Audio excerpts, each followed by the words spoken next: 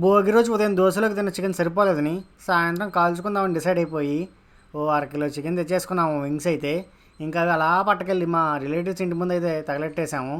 తగలెట్టాలంటే పొయ్యి రెడీ చేయాలి కదా, అక్కడ దగ్గరలోనే ఉన్న ఇటుకలన్నీ తెచ్చేసి ఇలా పేర్చేసి పొయ్యి తయారు చేసేసాము. ఉదయం భోగి మంటలేసిన దగ్గరే చేసాము, బూడిద బొగ్గులు కూడా కలిసి వస్తాయని.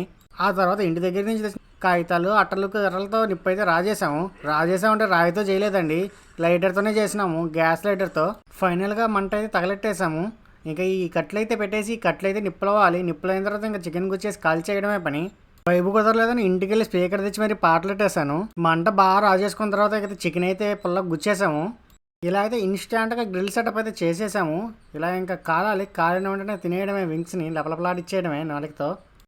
ఇంటి ముందే ఇలా చేసేసాము గ్రిల్. దారిని పోయే వాళ్ళైతే వీళ్ళేంద్రా నాయన ఇలా తగలెట్టేసుకున్నారు ఇంటి ముందు అని అనుకుంటున్నారు. ఎవరేమనుకుంటే మనకు నచ్చింది మనం చేయాలి కదా.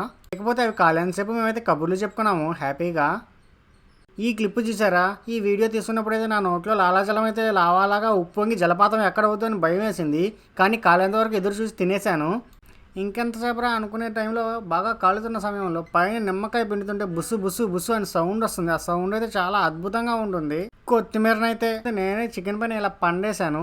ఆ ఫ్లేవర్స్ ఇండ్యూస్ అవ్వాలి కానీ మనం దాన్ని మిక్సీకేసి మసాలాతో పాటు కలిపేయడం నాకైతే నచ్చలేదు. సరిపోవట్లేదని పైన ఇటుకల్ని తీసేసి కిందకి దించాము స్క్రోవర్స్ని.